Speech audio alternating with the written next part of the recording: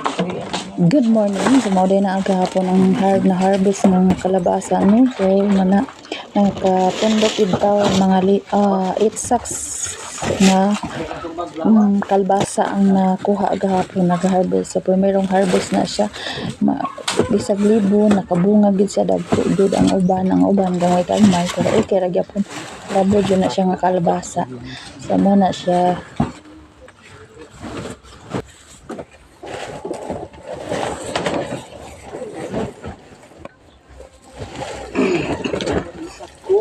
Magduwatan ka buok ba?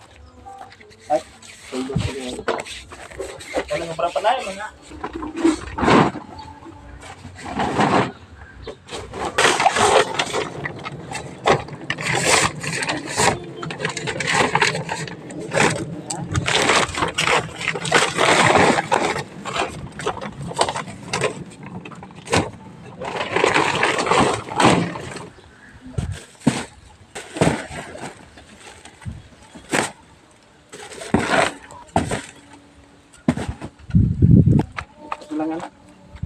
Walo ka